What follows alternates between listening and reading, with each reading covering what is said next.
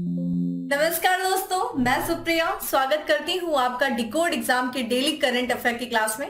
दोस्तों, जैसा कि कल संडे था और कल आपकी करंट अफेयर की क्लास ऑफ थी, तो आज की क्लास में हम 2 दिनों के करंट अफेयर यानी कि संडे और मंडे, तो 5 और 6 मार्च के करंट अफेयर को हम यहाँ पे एक साथ डिस्कस करने जा रहे हैं। तो काफी इंपॉर्टेंट ये सेशन है, तो सेशन से आप सभी लोग जुड़ जाइए और सेशन को शेयर कर दें आप लोग। और जैसा कि मैं उम्मीद कर रही हूँ, कल संडे था तो आप लोगों ने प्रॉपर जो है संडे का यूटिलाइज किया होगा, काफी टाइम था, तो मैं उम्मीद कर सकती हूँ कि आप लोगों को जो मैंने कहा था कि अभी तक का जितना भी आप लोगों ने करंट अफेयर पढ़ा है उसको रिवीजन कर लीजिएगा। बाकी अदर सब्जेक्ट भी है, उनको भी अपने सिलेबस के अकॉर्डिंग जो है रिवीजन करते हुए चलिए, ठीक है। तो चलिए स्टार्ट करते हैं अपने सेशन को, और उसके पहले कहना चाहूंगी जल्दी से चैनल को सब्सक्राइब कर लीजिए और बेल आइकन को प्रेस कर लीजिए। इससे आपको चैनल से रिलेटेड हर क्लास की वीडियो का प्रॉपर नोटिफिकेशन मिलेगा और आपकी कोई भी क्लास मिस नहीं होगी। चलिए देर नहीं करते हैं और अपनी क्लास स्टार्ट करते हैं। और आज की क्लास में हमारा सबसे पहला क्वेश्चन है कि राष्ट्रपति द्रौपदी मुर्मू ने कहा 7वें अंतर्राष्ट्रीय धर्म सम्मेलन का उद्घाटन किया। देखिए, ये 7वां अंतर्राष्ट्रीय धर्म सम्मेलन था जिसका उद्घाटन राष्ट्रपति जी के द्वारा किया गया। तो इस सम्मेलन का आयोजन कहाँ किया गया है, प्रश्न आपसे बेसिकली ये पूछा है। जब भी मैं क्वेश्चंस कर रही हूं तो साथ में आप लोग आंसर जो है देते हुए चलिए, और जिन लोगों को आंसर पता है वो आंसर करें, जिन्हें नहीं पता वो ध्यान से सेशन को देखते हुए चलिए। तो करेक्ट आंसर इज भोपाल, ठीक है, ध्यान रखिएगा। मध्य प्रदेश की जो कैपिटल है भोपाल में इसका आयोजन किया गया है। आइए बात करते हैं इस अंतर्राष्ट्रीय धर्म सम्मेलन की, ठीक है। तो ये 7वां अंतर्राष्ट्रीय धर्म सम्मेलन था, कहां पे आयोजन किया गया दोस्तों, भोपाल में किया गया, जिसका उद्घाटन किया गया राष्ट्रपति द्रौपदी मुर्मू जी के द्वारा। इस सम्मेलन की बात करें तो इसका आयोजन जो किया गया है वो इंडिया फाउंडेशन द्वारा Sanchi university of Buddhist Indic studies के सहयोग से जो है इसका आयोजन किया गया। थीम की बात करें इस 7वें अंतर्राष्ट्रीय धर्म सम्मेलन की, तो देखिए नए युग के लिए पूर्वी मानवतावाद जो है ये इसकी थीम थी। थीम इंपॉर्टेंट है आपके लिए।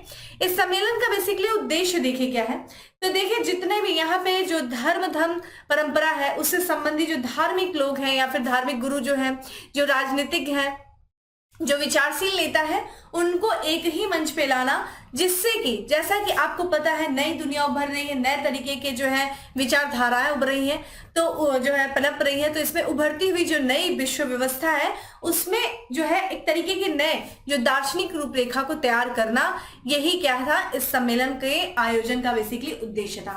इस सम्मेलन की बात करें तो ध्यान रखिएगा इसमें 15 देशों के 350 से अधिक विद्वानों ने भाग लिया था। ये 15 देश कौन कौन से हैं ये आपके लिए बहुत बेसिकली इंपॉर्टेंट नहीं है, लेकिन फिर भी देख लीजिए, जैसे कि Bhutan, Mongolia, Sri Lanka, Indonesia, Thailand, Vietnam, Nepal, दक्षिण कोरिया, मॉरिशस, रूस, स्पेन, फ्रांस, अमेरिका और ब्रिटेन, ठीक है। तो इन देशों के प्रतिनिधियों ने भाग लिया, यानी कि इन देशों से संबंधित जो धार्मिक गुरु थे, जो राजनीतिक जो विचारशील नेता थे, जिनकी जो की विचारधारा है धर्म संबंधित, वो उन्होंने एक मंच पर वो आकर के एक वर्तमान जो एक नई विश्व की व्यवस्था जो उभर रही है उसमें जो है दार्शनिक रूपरेखा को तैयार किया, ठीक है। तो इसलिए इस सम्मेलन का आयोजन किया गया था, ठीक है। कुछ और भी महत्वपूर्ण तथ्य हैं जो आपके एग्जाम के लिए इंपॉर्टेंट, उनको भी देख लेते हैं कि पहला इंडिया स्टेक डेवलपर सम्मेलन का आयोजन कहाँ किया गया था दोस्तों, नई दिल्ली में किया गया। वहीं बात करें राज्य सरकार ने पहले राज्य स्तरीय झींगा मेले का आयोजन किया गया। देखिए हम लोगों ने इसके बारे में पढ़ा था बहुत अच्छे से झींगा मेला के बारे में, और ये झींगा मेला का जो आयोजन किया जा रहा है वो पंजाब राज्य सरकार के द्वारा किया गया। वहीं बात करें मध्य क्षेत्रीय परिषद की अस्थायी समिति की 15वीं बैठक का आयोजन किस राज्य में किया गया था दोस्तों, ये किया गया उत्तराखंड में, ठीक है। उत्तराखंड में किया गया था ये 15वीं जो है बैठक थी, किसकी, मध्य क्षेत्रीय परिषद की, ये अस्थायी समिति की बैठक थी। तो दोस्तों ये था हमारा आज का पहला क्वेश्चन, और आप लोग अच्छा आंसर कर रहे हैं। साथ ही साथ वीडियो को शेयर भी करते रहिए, क्यों भाई, शेयर किया करो आप लोग, तो लाइक्स बढ़ाओ, ठीक है। इतना ही तो सपोर्ट मांगती हूँ आप लोगों से, इतना तो करो आप लोग। चलिए आगे बढ़ते हैं अगले प्रश्न में कि वो वांग थुओंग किस देश के नए राष्ट्रपति चुने गए हैं। तो देखिए वो वांग थुआंग जो है, ये इनकी बात किया जाए तो ये वियतनाम, ठीक है, जो कि ध्यान रखिएगा आसियान देश का ये सदस्य है, ठीक है। साउथ ईस्ट एशिया जो नेशंस है उसमें से एक देश वियतनाम है, उसके नए राष्ट्रपति चुने गए हैं, जिनकी तस्वीर आप स्क्रीन पे देख रहे हैं। तो बात करें इनकी, ये कम्युनिस्ट पार्टी ऑफ वियतनाम, ठीक है, उनके ये सदस्य हैं। ठीक है, तो यहाँ पे जो कम्युनिस्ट पार्टी ऑफ वियतनाम के ये पोलित ब्यूरो के सदस्य हैं, क्या नाम है, वो वान थुओम। ठीक है, इनको देखा जाए जो वियतनाम की जो नेशनल असेंबली है उनके द्वारा इनको नया राष्ट्रपति चुना गया है। तो ध्यान रखिएगा, तो वियतनाम के नए राष्ट्रपति कौन बने हैं दोस्तों, वो वान थुआंग, जो कि कम्युनिस्ट पार्टी ऑफ वियतनाम के सदस्य हैं।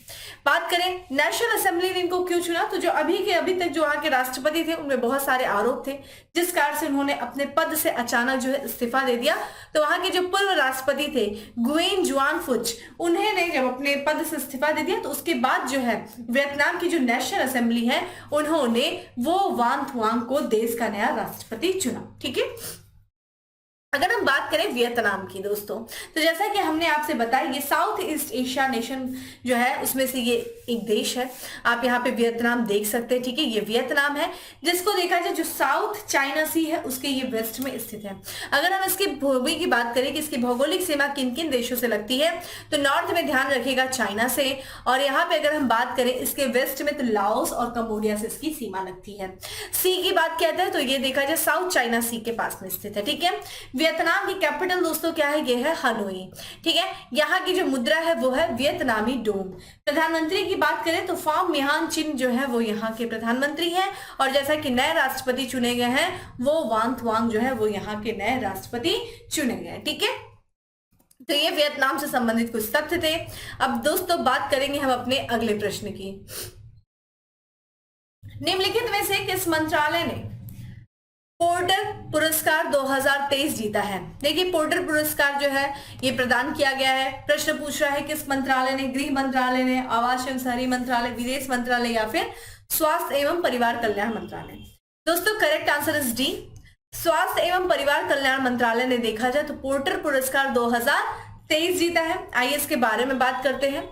ठीक है, तो यहाँ पे हम बात करें जो केंद्रीय स्वास्थ्य और परिवार कल्याण मंत्रालय है भारत सरकार का, ठीक है, उसने कौन सा पुरस्कार उसे प्रदान किया गया दोस्तों, पोर्टर पुरस्कार। क्यों प्रदान किया गया है, तो जैसा कि आपको पता है कोविड-19 जब पैंडेमिक था उस दौरान इस मंत्रालय के द्वारा जो कार्य किए गए थे, जो वैक्सीनेशन के क्षेत्र में जो इसने योगदान दिया उसको ही जो है मान्यता देने के लिए ये पुरस्कार दिया गया है। तो ध्यान रखिएगा जिस तरीके का ये मैनेजमेंट था, ठीक है, इस मंत्रालय का प्रबंधन कार्य था उसी के तहत दिया गया। इसीलिए तो कोविड-19 के प्रबंधन में जो है सरकार की जो रणनीति रही है, जो दृष्टिकोण है, विभिन्न हितधारकों की भागीदारी, विशेष करके अगर बात किया जाए तो मान्यता प्राप्त जो सामाजिक स्वास्थ्य कार्यकर्ता जो आशा वर्कर्स होती हैं उनके सहयोग से जो भागीदारी रही है कोविड-19 के मैनेजमेंट में, उस दौरान जो है वैक्सीनेशन लगाने में इतनी बड़ी आबादी को, उसी चीज को मान्यता देने के लिए इस मंत्रालय को जो है पोर्टर पुरस्कार दिया गया। ये जो पुरस्कार की घोषणा की गई दोस्तों, तो ये स्टैनफोर्ड यूनिवर्सिटी में इंडिया डायलॉग के दौरान जो है इस पुरस्कार को दिए जाने की बात की गई। वहीं बात करें भारत ने, देखिए जो वैक्सीन है भारत के द्वारा कितनी वैक्सीन, लगभग देखा जाए 2.5 अरब से अधिक जो है खुराक वो वितरित किया गया है भारत के द्वारा। अगर हम पोर्टर पुरस्कार की बात करें दोस्तों, तो ये जो पुरस्कार है वो एक विजेता अर्थशास्त्री है जिनका नाम है माइकल ई पोर्टर, उन्हीं के नाम पे जो है इस पुरस्कार का नाम रखा गया है। इन्होंने देखिए क्या क्या योगदान दिया, ये आपके लिए इंपॉर्टेंट है। तो ध्यान रखिएगा जो निगम होते हैं जैसे कॉर्पोरेट हो गया, अर्थव्यवस्थाएं हो गई, समाज के द्वारा जिन भी तरह की जो चुनौतियों का सामना किया जाता है, कई सारी चुनौतियां होती हैं हर क्षेत्र में, चाहे सामाजिक क्षेत्र में हो, चाहे अर्थव्यवस्था के क्षेत्र में हो, चाहे निगमों के क्षेत्र में हो, हर क्षेत्र में जो चुनौतियां होती हैं उन चुनौतियों के जो चुनौतियां हैं, उन चुनौतीपूर्ण जो समस्या है, जो कुछ भी समस्या है उनके समाधान के लिए इन्होंने जो है आर्थिक सिद्धांत और साथ ही साथ रणनीतिक अवधारणा का प्रतिपादन किया था। ठीक है, तो आर्थिक सिद्धांत दिया इन्होंने, रणनीतिक जो है अवधारणा को प्रस्तुत किया, किस कारण से जो कुछ भी हमारे समझ जो चुनौतियां आती हैं उन चुनौतियों समस्याओं के समाधान के लिए। ठीक है, ये चीज ध्यान रखिएगा। तो किसे दिया गया है दोस्तों पोर्टर पुरस्कार, ये दिया गया है आप देखिए स्वास्थ्य और परिवार कल्याण मंत्रालय को दिया गया है। चलिए अगले प्रश्न की तरफ बढ़ते हैं और हमारा अगला प्रश्न है कि हाल ही में राज्य के 3 जिलों में सोने की खदान मिली। ध्यान रखिएगा हाल ही में किस राज्य में, यहां से प्रश्न पूछा गया है, किस राज्य के 3 जिलों में सोने की खदान मिली है दोस्तों, तो correct answer is B, Orissa. ठीक है, उड़ीसा राज्य के 3 जिले हैं जहां से अभी हाल फिलहाल में सोने की खदान मिली है। तो यहाँ पे जो उड़ीसा के जो इस्पात और खान मंत्री हैं, ध्यान रखिएगा क्या नाम है, प्रफुल्ल कुमार मलिक, उन्होंने जो उड़ीसा राज्य की विधानसभा है उसमें ये जानकारी दी कि राज्य के ऐसे 3 जिले हैं जहां पे भी हाल फिलहाल में जो है अलग अलग स्थानों से सोने की खदान जो है वो खोजी गई है। और यहाँ पे हम बात करें, जो उड़ीसा का खान निदेशालय है और भारतीय जो वैज्ञानिक सर्वेक्षण है, इन लोगों ने मिलकर जो सर्वेक्षण किया, उन सर्वेक्षणों के दौरान ये कौन से 3 जिले हैं जहां पे ये सोने की खदान मिली है, तो देखा जाए उड़ीसा का देवगढ़, क्वेंझर और मयूरभंज, यहाँ यही जो है 3 जिले हैं, इन 3 जिलों से सोने की खदान की पुष्टि की गई है। किसके द्वारा? ये खान निदेशालय और भारतीय भूवैज्ञानिक सर्वेक्षण के द्वारा। अगर हम बात करें ये जो 3 जिले हैं उनमें कहाँ कहाँ, तो जो सोने के जो भंडार मिले, क्वेंझर जिले से देखा जाए 4 स्थानों से, मयूरभंज से भी 4 स्थान से मिला है, वहीं देवगढ़ से 1 स्थान के जो है 1 स्थान से ये सोने की खदान मिली है। तो ये काफी अच्छी बात है, ठीक है। तो अभी ये काफी इंपॉर्टेंट प्रश्न भी स्टार्ट कर लीजिएगा कि जो है सोने की खदान कहां से मिली है दोस्तों। तो ये उड़ीसा के 3 जो है जिले, और ये 3 जिले कौन है? देवगढ़, क्वेंझर और मयूरभंज। आइए कुछ और भी देख लेते हैं, हाल फिलहाल में भारत में और क्या क्या मिला है जो आपके लिए काफी इंपॉर्टेंट है। देखिए, आप लोगों ने अभी कुछ ही दिन पहले सुना था, हमने बात किया था लिथियम का भंडार भारत में पहली बार मिला है। तो ध्यान रखिएगा, ये केंद्र शासित प्रदेश जो जम्मू कश्मीर है वहां पे पहली बार जो है वो लिथियम का भंडार मिला है। आप मुझे कमेंट बॉक्स में बताइए कि लिथियम का भंडार जम्मू कश्मीर में तो मिला है, मैंने आपको बताया था जम्मू कश्मीर में कहाँ मिला है, वो पर्टिकुलर एरिया, वो क्षेत्र, आप मुझे कमेंट बॉक्स में आंसर करिए।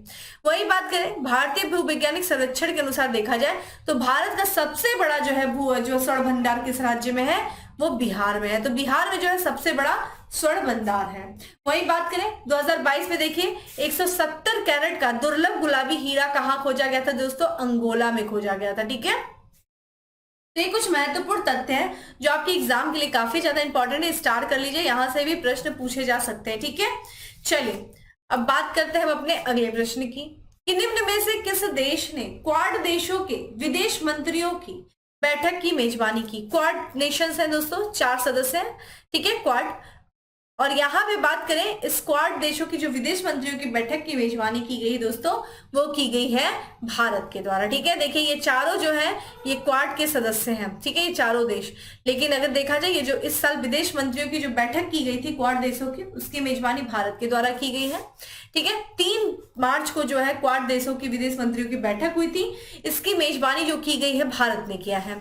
इस बैठक की जो अध्यक्षता की गई दोस्तों, वो भारत की जो विदेश मंत्री हैं S Jaishankar, doctor S Jaishankar के द्वारा जो है इसकी अध्यक्षता की गई। बैठक में देखिए जो सदस्य देश हैं क्वाड के कौन कौन है, अमेरिका है, ऑस्ट्रेलिया है, जापान है, भारत है। इन सभी 4 देशों के जो विदेश मंत्री हैं उन्होंने भाग लिया, ठीक है। हमने ये भी देखा कि एस जयशंकर जो भारत के विदेश मंत्री, उन्होंने इस बैठक की अध्यक्षता भी की। बैठक की बात करें दोस्तों, जो ये क्वाड देशों की जो विदेश मंत्रियों की पिछली साल जो बैठक हुई थी 2022 में, वो हुई थी न्यूयॉर्क में, ठीक है। तो न्यूयॉर्क में जो हुई थी उस दौरान जो भी बातें की गई थी, जो कुछ भी चर्चा जिन पे हुआ था, उसी चर्चा को जारी रखा गया। और ठीक है, इस बैठक के दौरान उन्होंने देखा जाए चर्चा में क्या किया, जो भारत प्रशांत या फिर हिंद प्रशांत जो क्षेत्र है उसमें हाल की जो घटनाएं हैं उन पर विचार विमर्श जो है किया गया और विचारों का आदान प्रदान किया गया।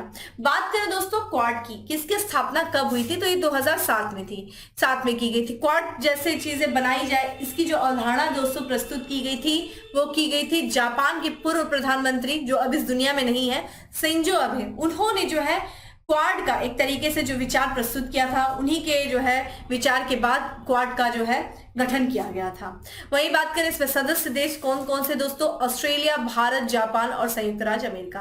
आप मुझे बताइए क्वाड देशों के द्वारा जो है, क्वाड जो मेंबर्स हैं उनके द्वारा कौन सी एक्सरसाइज की जाती है? अभी मैंने लास्ट जो है क्लास में, करंट की क्लास में मैंने बताया था क्वाड नेशंस के बीच में कौन सी एक्सरसाइज जो है की जाती है, कौन सी एक्सरसाइज का आयोजन किया जाता है, उस एक्सरसाइज का आप मुझे नाम बताइए, ठीक है। चलिए अगले प्रश्न की तरफ बढ़ते हैं कि निम्नलिखित में से किस संस्था ने महिला व्यवसाय और कानून, ठीक है, ध्यान रखिएगा, महिला व्यवसाय और कानून 2023 रिपोर्ट जारी की है। तो देखिए इंपॉर्टेंट है ये जो रिपोर्ट जारी किया गया है दोस्तों, ये किया गया है वर्ल्ड बैंक के द्वारा किया गया है, ठीक है। आइए इस रिपोर्ट के बारे में बात करें। देखिए रिपोर्ट जो जारी किया जाता है उसमें भारत की तो स्थिति पूछी जाती है, रिपोर्ट है तो उसमें पहले स्थान पे कौन सा देश है ये भी पूछा जाता है। साथ ही साथ ये भी पूछा जाता है दोस्तों कि ये रिपोर्ट किसके द्वारा जारी किया गया। तो अगर हम बात करें women business and law report, जो शीर्षक वाली रिपोर्ट है, ठीक है, इसको अभी जारी किया गया है विश्व बैंक के द्वारा, ध्यान रखिएगा। और ये 9वीं रिपोर्ट थी, ठीक है। वुमेन बिजनेस यानी कि महिला व्यवसाय और कानून 2023 से शीर्षक था, ये टाइटल था, और ये 9वीं जो है ये रिपोर्ट थी। ये बात करें इस रिपोर्ट में, देखिए क्या बातें की जाती है। तो ये रिपोर्ट देखा जाए उन कानूनों और विनियमों का विश्लेषण करती है जो महिलाओं के आर्थिक अवसरों को प्रभावित करती है। तो महिलाओं को प्रभावित करने वाले जो कानून है, जो विनियम है, उनको विश्लेषण करने वाले पूरे जो है जो करते हैं उनको ये जो है ये रिपोर्ट क्या करती है, उनका विश्लेषण करती है।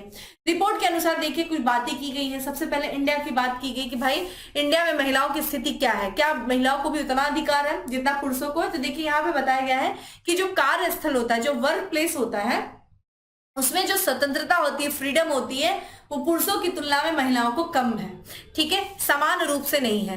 तो जो कई मापदंड है, ठीक है, यानी कि जो वर्क प्लेस होता है जहां पे वुमेन्स एंड मेल जो है दोनों मिलकर के काम करते हैं, लेकिन जो एक तरीके से जो उनकी जो फ्रीडम को लेकर के जो मापदंड तैयार किए जाते हैं उनमें जो है सिमिलरिटी देखने को नहीं मिलती है। यानी कि भारत में बात करें तो पुरुषों के पास जितने अधिकार हैं कार्यस्थल पे, उतने अधिकार महिलाओं के पास नहीं है। तो देखा जाए महिलाओं के पास कितने हैं, लगभग 74.4%, यानी कि अगर 100% पुरुषों के पास है अधिकार तो मात्र 75% लगभग जो है वो महिलाओं को है, ठीक है, इतना डिफरेंस बताया गया है। अगर किसी भी कंट्री ने 100 स्कोर किया है तो वहां पे यानी कि 100 स्कोर किया गया है तो महिला और पुरुष को जो है समान रूप से अधिकार दिया गया है। तो ध्यान रखिएगा, अगर 100 स्कोर का मतलब है कि देखिए 8 संकेत इसमें शामिल किए गए हैं। इन पर्टिकुलर 8 संकेतों में कहां पे समानता है, कहां पे, इन पूरे 8 में जो है 100 स्कोर जिसने किया है वहां ये माना गया है कि भाई इस देश में महिला और पुरुषों को समान अधिकार दिए गए। ये 8 संकेत कौन से, ये देख लीजिए। गतिशीलता है, ठीक है, यानी कि मोबिलिटी है, वर्क प्लेस है, वेतन पे है, विवाह मैरिज, पितृत्व यानी कि पैटर्नहुड है, ठीक है, पेरेंटहुड है, माफ करिएगा, उद्यमिता है यानी कि इंटरप्रेन्योरशिप है, संपत्ति, एसेट्स और पेंशन। तो इन 8 संकेतों में देखा जाता है कि महिला और स्थिति है, जो महिला और पुरुषों के कितने अधिकार जो है। अगर हम बात करें इसमें से, देखिए जो विश्व की 190 अर्थव्यवस्थाओं को इस रिपोर्ट में शामिल किया गया था और इसमें केवल ऐसे 14 कंट्रीज हैं जिनको क्या किया गया, 100% जो है 100 स्कोर प्रदान किया गया है।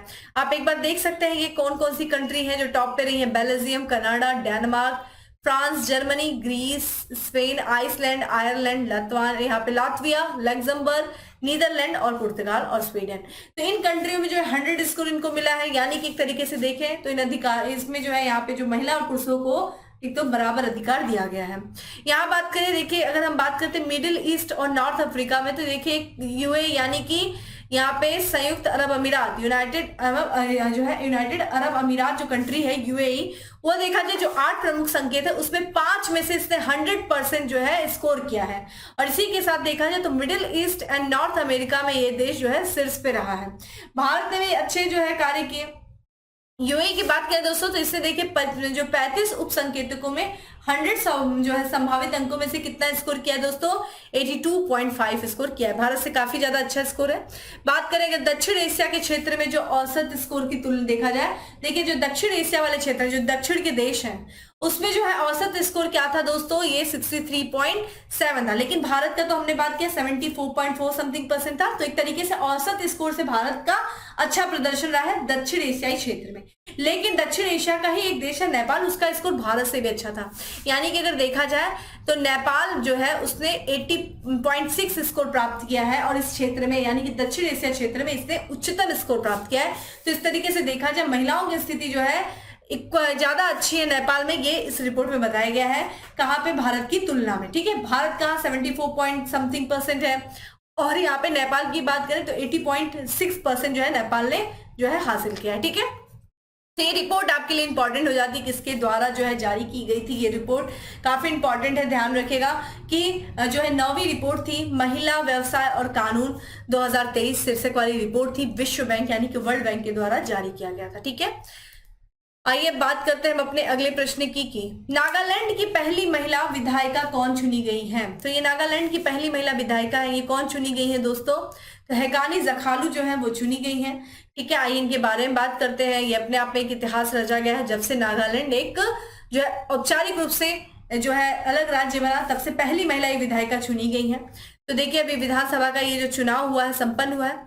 इसमें बात करें तो जो राष्ट्रवादी डेमोक्रेटिक प्रोग्रेसिव पार्टी की है, ये ध्यान रखिएगा एनडीपीपी, ठीक है, राष्ट्रवादी डेमोक्रेटिक प्रोग्रेसिव पार्टी, ये पार्टी का नाम याद रखिएगा।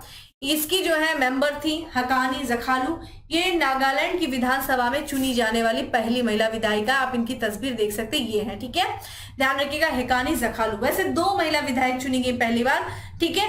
अगर हम बात करें सबसे कुछ ही मिनटों का फर्क था, जो हकानी जखालू जो है ये पहले बनी, इसलिए इनको पहले कहा जाता है। इनकी बात करें तो इनकी जो प्रतिद्वंदी थी कौन थी, वो लोक जनशक्ति पार्टी की थी, नेता थी अजहेता जिमोमी, ठीक है। उनको इन्होंने 1536 वोटों से हरा करके जो दीमापुर तृतीय सीट से जीत हासिल की है।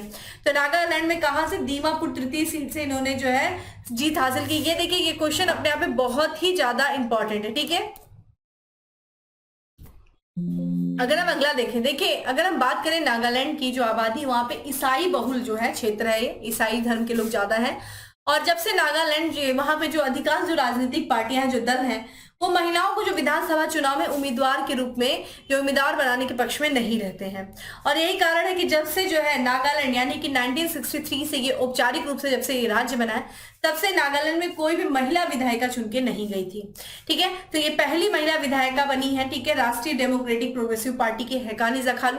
लेकिन इनके जीतने के कुछ ही मिनटों बाद एक और महिला थी नागालैंड की, ठीक है, वो भी इसी पार्टी की थी, एनडीपीपी की महिला उम्मीदवार थी, जिनका नाम है, देखिए ध्यान रखिएगा, सुल्हुनुओनु क्रूस, ठीक है। ये भी जो है पश्चिमी आगामी, ठीक है, माफ करिएगा, पश्चिमी अंगामी निर्वाचन क्षेत्र से सिर्फ 60 वोट से अपने स्वतंत्र प्रतिद्वंदी को इन्होंने हरा दिया। तो 2 महिला उम्मीदवार बनी है, ठीक है, जो 2 महिला नागालैंड की विधायक बनी है, जिसमें से हम बात करें सबसे पहले हकानी जखालू, ठीक है, और दूसरी की बात किया जाए दोस्तों तो सुल्हुनुओनु, ठीक है।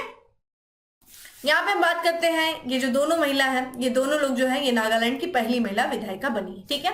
देखिए नागालैंड की दोस्तों बात किया जाए तो नागालैंड जो है वो 7 सिस्टर्स में से एक है, ठीक है। 7 सिस्टर्स में ध्यान रखिएगा सिक्किम नहीं आता है। बाकी बात करें तो अरुणाचल प्रदेश, नागालैंड, मणिपुर, मिजोरम, त्रिपुरा, असम और मेघालय, ये 7 स्टेट है जो कि नॉर्थ ईस्ट के हैं। इनको 7 सिस्टर्स एक बार कहा जाता है। वही हम देखें, अगर नागालैंड हम नॉर्थ ईस्ट की तरफ चलें, जो कि शेष भारत से देखा जाए तो जो है सिलीगुड़ी कॉरिडोर, यहाँ से ये कनेक्ट होता है, जिसे हम चिकन नेक से भी नाम से जानते हैं। यहाँ पे हम देखिए आपको दिखाई देगा नागालैंड की सीमा की बात किया जाए दोस्तों, तो ये देखा जाए भारत के राज्य और एक अंतर्राष्ट्रीय सीमा साझा करता है। कौन सा वो देश है, म्यांमार से। राज्यों की बात किया जाए दोस्तों तो ये 3 राज्यों से अपनी सीमा साझा करता है, नॉर्थ ईस्ट की, अरुणाचल प्रदेश, नागालैंड, ठीक है। नागालैंड जो करता है अरुणाचल प्रदेश, मणिपुर और असम से करता है। ध्यान रखिएगा असम जो है 7 सिस्टर्स में से एक ऐसी बहन है जिसने सभी जो सिस्टर्स का हाथ पकड़ा हुआ है। अगर हम असम की सीमा देखें तो ये सभी से लगती है, ठीक है। अगर हम बात करते हैं नागालैंड की दोस्तों, नागालैंड की बात करें तो देखिए ये जो इसका स्थापना वर्ष मनाया जाता है, स्थापना दिवस, वो 1 दिसंबर को मनाया जाता है, यानी कि 1 दिसंबर 1963 को नागालैंड जो है एक औपचारिक रूप से अलग राज्य बना। कैपिटल की दोस्तों बात किया जाए तो कोहिमा जो है वो इसका कैपिटल है। राज्यपाल की बात किया जाए तो ला गणेशन जो है वो यहाँ के राज्यपाल है। नेफ्यू रियो जो है वो यहाँ की, ध्यान रखिएगा, मुख्यमंत्री बनेंगे। वहीं बात करें विधानमंडल की दोस्तों, तो यहाँ पे जो है एक सदनी विधानमंडल यानी कि मात्र विधानसभा है, 60 सीटें हैं। वहीं बात करें संसदीय क्षेत्र की दोस्तों, तो राज्यसभा में इसकी 1 सीटें हैं और लोकसभा में इसकी 7 सीटें। ध्यान रखिएगा दोस्तों, अगर हम बात करें नागालैंड की, तो जैसा कि आपको पता है अभी देखा जाए नॉर्थ ईस्ट में 3 राज्यों में चुनाव हुए हैं। एक आपका देखा जाए नागालैंड, दूसरा देखा जाए दोस्तों तो त्रिपुरा, ठीक है, और तीसरा दोस्तों क्या था, मेघालय, ठीक है। यानी कि त्रिपुरा, मेघालय और नागालैंड 3 राज्यों में जो है संपन्न हुआ चुनाव। अभी हमने देखा नागालैंड के बारे में एनडीपीपी ने देखा जाए अपना वो किया है। वहीं बात करें यहाँ पे जो है एनडीपीपी और साथ ही साथ देखा जाए बीजेपी, इन्होंने गठबंधन की जो है सरकार बनाई है। एनडीपीपी यानी कि यहाँ पे नेशनलिस्ट डेमोक्रेटिक प्रोग्रेसिव पार्टी, इन्हीं के देखे अभी तक जो लीडर थे वो नेफ्यू रियो थे, और नेफ्यू रियो जो है रिकॉर्ड 5वीं बार जो है वो क्या बनने जा रहे हैं, माफ करिएगा, नागालैंड के मुख्यमंत्री बनने जा रहे हैं। अगर हम दोस्तों यहाँ पे मेघालय की बात करें तो मेघालय में भी देखा जाए कौन सी पार्टी आ रही दोस्तों, तो ये आ रही है एनपीपी, ठीक है। एनपीपी जिसको हम क्या कहते हैं, एनपीपी यानी कि नेशनल पीपुल पार्टी, ठीक है। नेशनल पीपुल पार्टी ने सबसे अधिक जो है सीटें जीती है मेघालय में, और ये देखा जाए तो ये बीजेपी के साथ जो है मिल करके गठबंधन की सरकार बनाएगी, जिनके जो है मुख्यमंत्री बनेंगे कौन दोस्तों, अभी भी वहां पे है ये कॉनराड ठीक है, संगमा, कॉनराड संगमा जो है वो मेघालय के फिर से क्या बनने जा रहे हैं, मुख्यमंत्री बनेंगे। ठीक है, वही बात करें दोस्तों त्रिपुरा की, तो त्रिपुरा में ध्यान रखिएगा बीजेपी होगी, साथ में देखा जाए गठबंधन करेगी पीएफटी। ठीक है, ध्यान रखिएगा पीएफटी का गठबंधन। ठीक है, और यहाँ पे जो है बीजेपी के एक सांसद है, ध्यान रखिएगा अभी भी वो वर्तमान में सीएम है, मणिक। ठीक है, मणिक शाह। ठीक है, मणिक शाह जो है ये फिर से जो है त्रिपुरा के क्या बनेंगे, मुख्यमंत्री बनेंगे। तो ध्यान रखिएगा यहाँ पे आपको देखने को मिल रहा है कौन सी पार्टी जो आई है 3 राज्यों में चुनाव, ये भी इंसान ध्यान रखिएगा आप लोग कि वो कौन से 3 राज्य थे नॉर्थ ईस्ट के जिसमें भी हाल ही में विधानसभा चुनाव संपन्न हुआ, नागालैंड, त्रिपुरा, मेघालय। ठीक है, तो ये चीज भी बहुत इंपॉर्टेंट है। और सारे जो है जितने भी आपको राज्य यहाँ पे दिख रहे हैं उनकी ध्यान रखिए, विधानसभा सीट देख लीजिए, राज्यसभा में उनकी कितनी सीटें, लोकसभा में कितनी, क्योंकि मैच द फॉलोइंग करके पीसीएस में कई बार ये क्वेश्चन पूछा गया, पूरी पॉसिबिलिटी है क्वेश्चन को पूछे जाने की। ठीक है, और ये क्वेश्चन वैसे भी इंपॉर्टेंट है क्योंकि नागालैंड के इतिहास में पहली बार जो है विधायक, जो महिला विधायक चुन के आई है, इसलिए ये प्रश्न अपने आप में इंपॉर्टेंट है। ठीक है, चलिए अगले प्रश्न की तरफ बढ़ते हैं कि निम्नलिखित में से कहां प्रतिस्पर्धा कानून के अर्थशास्त्र पर 8वां राष्ट्रीय सम्मेलन आयोजित हुआ है। तो ध्यान रखिएगा कहां हुआ है दोस्तों, ये किया गया है नई दिल्ली में। ठीक है, आइए इसके बारे में बात करते हैं। तो ध्यान रखिएगा ये जो हाल ही में देखा जाए प्रतिस्पर्धा कानून पर, ध्यान रखिएगा प्रतिस्पर्धा कानून पर जो अर्थशास्त्र के, ये कानून के अर्थशास्त्र पर 8वां राष्ट्रीय सम्मेलन था जिसका आयोजन कहाँ किया दोस्तों, नई दिल्ली में किया गया। इस सम्मेलन का जो आयोजन किया गया है वो भारत का जो प्रतिस्पर्धा आयोग है, यानी कि भारतीय प्रतिस्पर्धा आयोग, कंपटीशन कमीशन ऑफ इंडिया के द्वारा इस पूरे सम्मेलन का आयोजन किया गया। इस सम्मेलन की दोस्तों बात की जाए, चूंकि इस साल 8वां संस्करण था तो इसकी जो शुरुआत की गई थी दोस्तों 2016 में की गई थी। तब से जो है सीसीआई जो है इस सम्मेलन का आयोजन कर रहा है। इस सम्मेलन की बात करें तो इस वर्ष के सम्मेलन में जो वित्त मंत्रालय के मुख्य आर्थिक सलाहकार हैं जिनका नाम है डॉक्टर वी अनंत नागेश्वरम, उन्होंने उद्घाटन सत्र में क्या किया, संबोधित किया, मुख्य भाषण दिया। सम्मेलन की बात किया जाए दोस्तों तो इस सम्मेलन को क्यों आयोजित किया जाता है, तो एक तरीके से एक मंच का कार्य करता है उन लोगों को एक साथ लाने का, जो देखा जाए जो प्रतिस्पर्धा कानून के जो अर्थशास्त्र के क्षेत्र में जो काम करने वाले जो विद्वान हैं, जो चिकित्सक हैं, जो शिक्षाविद हैं, जो विशेषज्ञ हैं, किस क्षेत्र से संबंधित, प्रतिस्पर्धा कानून किसे संबंधित, उन सभी को एक साथ लाने का जो है कार्य करता है। ये एक तरीके से एक साथ लाने के लिए मंच जो है मंच के रूप में कार्य करता है ताकि ये लोग एक साथ आए और देखा जाए जो कुछ भी जो प्रतिस्पर्धा कानून से जुड़े, जो अर्थशास्त्र से जुड़े जो समकालीन मुद्दे हैं उस पर चर्चा कर सकें। इस सम्मेलन की बात करें तो इस वर्ष जो सम्मेलन की थीम क्या है, एंटी ट्रस्ट और विनिमयन। ठीक है, इंटरफेस और सिनर्जी, ये इसकी थीम है। उद्देश्य क्या है इसका, इस सम्मेलन का, जैसा अभी मैंने आपको बताया कि जो प्रतिस्पर्धा कानून के जो अर्थशास्त्र से जुड़े जो समकालीन मुद्दे हैं उन मुद्दों पर शोध करना, विचार विमर्श करना, इसी चीज को प्रोत्साहित करने के लिए इसका आयोजन किया जाता है। इसीलिए जो है एक तरीके से मंच का कार्य करता है इस क्षेत्र से संबंधित विद्वानों को एक साथ लाने का। ठीक है, आइए बात कर लेते हैं थोड़ा भारतीय प्रतिस्पर्धा आयोग की। ठीक है, कंपटीशन कमीशन ऑफ इंडिया, देखिए ये इंपॉर्टेंट है, इस तरीके के आयोग के संबंधित प्रश्न पूछे जाते हैं और ये चर्चा में है तो पूछे जाने की संभावना है। अगर हम बात करें प्रतिस्पर्धा, भारतीय प्रतिस्पर्धा आयोग की स्थापना कैसे हुई दोस्तों, तो ये प्रतिस्पर्धा अधिनियम 2002 है, उसी के तहत इसकी स्थापना की गई। और ध्यान रखिएगा ये भारत में प्रमुख राष्ट्रीय प्रतिस्पर्धा नियामक है। ये किस मंत्रालय के अंतर्गत आता है, तो ये कारपोरेट मामलों के अंतर्गत जो है कारपोरेट मामलों के मंत्रालय के अंतर्गत ये कार्य करता है। मुख्यालय की बात किया जाए दोस्तों तो नई दिल्ली में इसका मुख्यालय, और वर्तमान जो अध्यक्ष हैं किसके, भारतीय प्रतिस्पर्धा आयोग के अशोक कुमार गुप्ता जो है ये वर्तमान में अध्यक्ष हैं। तो देखिए आयोग जो है, आयोग आपके लिए इंपॉर्टेंट है। बाकी देखा जाए इसका सम्मेलन कहाँ हुआ, ये इंपॉर्टेंट है। ठीक है, तो ये इसका स्टैटिक पोर्शन हो गया, साथ ही साथ करंट था। अब बात करते हैं हम अपने अगले प्रश्न की कि निम्नलिखित में से कहां IARI, ठीक है, यानी कि इंडियन एग्रीकल्चर रिसर्च इंस्टीट्यूट जो है द्वारा पूसा कृषि विज्ञान मेले का आयोजित किया गया। कहाँ किया गया दोस्तों, नई दिल्ली। तो ध्यान रखिएगा पूसा कृषि विज्ञान मेला आयोजित किया गया किसके द्वारा, IARI के द्वारा। आइए बात करते कहाँ, नई दिल्ली में। तो ध्यान रखिएगा ये भारतीय कृषि अनुसंधान संस्था है, इसने जो है नई दिल्ली में पूसा कृषि विज्ञान मेले का क्या किया, आयोजन किया। इस मेले की बात किया जाए दोस्तों तो इसका जो शुभारंभ किया गया है कृषि, ठीक है, पूसा कृषि विज्ञान मेला, ये केंद्रीय कृषि और किसान कल्याण मंत्री हैं जिनका नाम है नरेंद्र सिंह तोमर, उनके द्वारा किया गया। और इस मेले का जो है उद्घाटन कार्य भी इनके द्वारा किया गया। इस वर्ष की थीम की बात करें, इस मेले की थीम क्या थी? श्री अन्न द्वारा पोषण, खाद्य और पर्यावरण सुरक्षा, ठीक है, इसकी थीम थी। मेले के मुख्य आकर्षण देख लीजिए क्या था इस वर्ष। तो कृषि में महत्वपूर्ण और समसामयिक मुद्दों पर तकनीकी सत्र, अंतरराष्ट्रीय श्री अन्न वर्ष के अंतर्गत श्री अन्न आधारित मूल्य श्रृंखला का विकास, स्मार्ट खेती, संरक्षित खेती मॉडल, जलवायु अनुकूल और संपोषक कृषि, कृषि विपणन और निर्यात। ये क्या था इस साल का जो है विषय, मुख्य आकर्षण था इस वर्ष जो है मेले में, ठीक है। तो ये चीज ध्यान रखिएगा कहाँ पे क्या गया ये। चलिए अब आज की लास्ट प्रश्न की तरफ बढ़ते हैं कि केंद्र सरकार ने कितने STT-40 बेसिक ट्रेनर एयरक्राफ्ट की खरीद को मंजूरी दिया है? तो कितने जो है एयरक्राफ्ट को STT बेसिक ट्रेनर एयरक्राफ्ट की खरीद की मंजूरी दी गई है? 70, ठीक है, 70।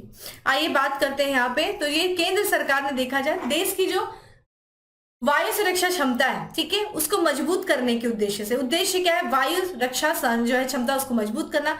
इसके लिए जो भारत का हिंदुस्तान एरोनॉटिक्स लिमिटेड है, ठीक है, उससे जो है 70 STT-40 बेसिक ट्रेनर एयरक्राफ्ट की खरीद को मंजूरी दिया है। तो किससे खरीदा जा रहा है? ये हिंदुस्तान एरोनॉटिक्स लिमिटेड के तहत खरीदा जा रहा है। ये जो पूरी डील हुई है वो 6,828 करोड़ रुपए की हुई है और इसी डील के तहत देखा जाए अगले 6 वर्षों में जो है HAL यानी कि हिंदुस्तान एरोनॉटिक्स लिमिटेड जो है वो विमानों की आपूर्ति करेगा, ठीक है। तो अगले जो है 6 साल की अवधि में अगर हम बात करें STT-40 तो ध्यान रखिएगा इसकी विशेषताएं भी थोड़ा देख लेते हैं। एक टर्बो प्रॉप विमान है और इसे बेहतर परीक्षण देने के लिए क्या किया गया है? डिजाइन किया गया है। इसकी अन्य विशेषताएं देखा जाए तो ये पूरी तरीके से एरोबेटिक, एक के पीछे एक सीट वाले टर्बो ट्रेनर में वातानुकूलित कॉकपिट, आधुनिक एवियोनिक्स, गर्म रिफ्यूलिंग, रनिंग चेंज ओवर और 0-0 इजेक्शन सीट है, ठीक है। यहाँ पे बात की जाए इसके साथ साथ कुछ और भी जो है मंत्रिमंडल समिति के द्वारा सहमति दी गई है, मंजूरी दी गई है। तो जो सुरक्षा मामलों की जो मंत्रिमंडल समिति है उसने 3,108 करोड़ रुपए की लागत से 3 कैडेट परीक्षण जहाजों के अधिग्रहण को मंजूरी दी इसी के साथ साथ, ठीक है। तो HAL से जो है यहाँ पे जो है सरकार जो है यहाँ पे 70 STT-40 बेसिक ट्रेनर एयरक्राफ्ट को की मंजूरी दी है, ठीक है। तो क्या उद्देश्य है? देश की वायु सुरक्षा की क्षमता को बढ़ाना, ठीक है। तो ये था दोस्तों आज का हमारा 10 MCQ। अब बात करेंगे दोस्तों फैक्ट्स ऑफ द डे की, जिसमें यानी कि छोटा पैकेट बड़ा धमाका। तो आज का दोस्तों हमारा सबसे पहला फैक्ट है कि मूडीज की रिपोर्ट के अनुसार 2023 में भारत की वृद्धि GDP दर, ठीक है, कितना अनुमान है? वो 5.5% की दर से, ठीक है। तो 2023 में जो वृद्धि दर होगी भारत की GDP वृद्धि दर मूडीज के अनुसार देखा जाए तो 5.5% की दर से। वन्य जीव दिवस, विश्व वन्य जीव दिवस यानी कि world wild life day celebrate किया गया कब? 3 मार्च को। विषय क्या था इस साल का? वन्य जीव संरक्षण के लिए भागीदारी। वही बात करें भारतीय पुरुष हॉकी टीम का नया कोच नियुक्त किया गया है, किसे दोस्तों? क्रेग फुलटन, ये साउथ अफ्रीका के थे। वही बात करें सशस्त्र सीमा बल की नई डायरेक्टरेट जनरल नियुक्त किया गया, किसे? IPS रश्मि शुक्ला को किया गया है। स्वास्थ्य मंत्रालय द्वारा देश भर में 5वां जन औषधि दिवस मनाया गया दोस्तों। कब मनाया गया? 3 मार्च को मनाया गया। तो दोस्तों ये था आज का हमारा करंट अफेयर्स, जिस दौरान हम लोगों ने कुछ क्वेश्चन देखे और उम्मीद करी कल जो मैंने आपको फरवरी मंथ का करंट अफेयर रिवीजन कराया वो आप लोगों ने देख लिया। जिन्होंने नहीं देखा प्लेलिस्ट में पड़ा हुआ है, बहुत सारे इंपॉर्टेंट अप्रॉक्स 80 to 19 क्वेश्चंस के थ्रू मैंने आपको जो है पूरे फेब मंथ के पूरी कंपाइलेशन वीडियो लेके आई, उसमें बहुत सारी चीजें डिस्कस किया गया। तो आप लोग उसको देख लीजिए, इससे पूरा फरवरी रिवीजन हो जाएगा। मार्च चल ही रहा है, ठीक है, और अप्रैल मई में आप लोग का एग्जाम है, तो बहुत कम समय है। वीडियोस देखते रहिए, क्लासेस अटेंड करते रहिए, अपने शॉर्ट नोट्स बनाते रहिए और रिवीजन करते रहिए, ठीक है। तो बाकी डेली करंट अफेयर का जो PDF है वो आपको टेलीग्राम ग्रुप पे मिल जाएगा, जिसका लिंक आपको डिस्क्रिप्शन बॉक्स में दिया हुआ है। जाइए डाउनलोड करिए और जल्दी से जो है अपनी तैयारी में लग जाइए। चलिए फिर मिलेंगे अगले सेशन में, तब तक के लिए bye, have a good day, stay safe and stay happy.